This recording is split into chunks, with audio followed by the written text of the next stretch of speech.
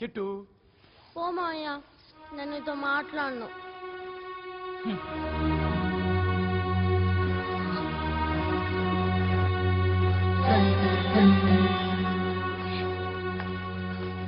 అక్కయ్య అది అసలు ఏం జరిగిందంటే నాకేం చెప్పొద్దు.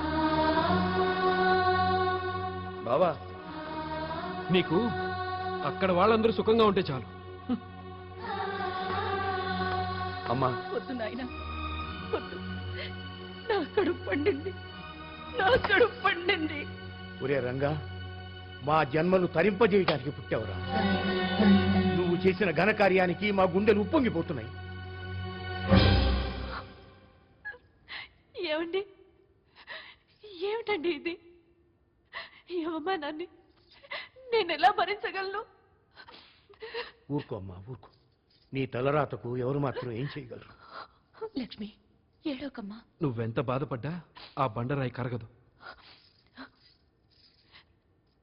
నేను బాధపడుతుంది రాత్రి ఆయన వెళ్ళిపోయినందుకు కాదు.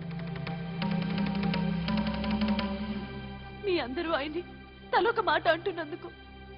ఈ ఇంట్లో ఆయనకి గౌరవం, మర్యాద, స్వేచ్ఛ, స్వాతంత్రం ఏమీ లేవా? ఆయన ఎవరైనా పసిపిల్లాడా? ఎప్పుడు ఏం చేయాలో ఏం చేయకూడదు ఆయనకి తెలీదా? మగాడన్నాక 1,00,000 పనులుంటాయి, ఏ ఉండకూడదా? మీరే చెప్పండి. ఆయన బాధ్యతల గురించి ఆయనకెవరూ చెప్పక్కర్లేదు. నా భర్తని నా కళ్ళ ముందే ఇలా నట్టింట్లో నిలబెట్టి నానా మాటలు అంటుంటే నేను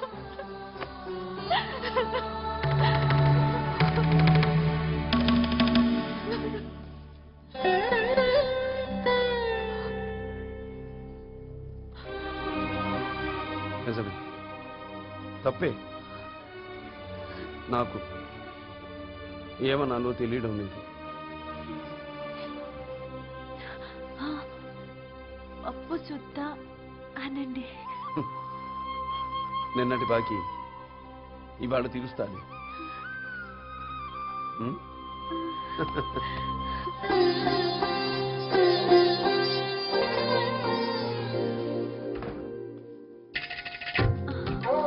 మీరు కూర్చోండి.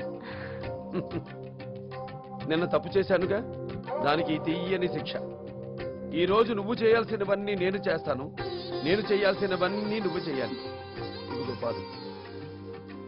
నేను నీకు పాలు ఇచ్చాను, నువ్వు నాకేమిస్తావు? మురిపాలు. అయితే నిన్నటివి వాళ్ళటివి కలిపి కరువు తీరా తాగేస్తాను.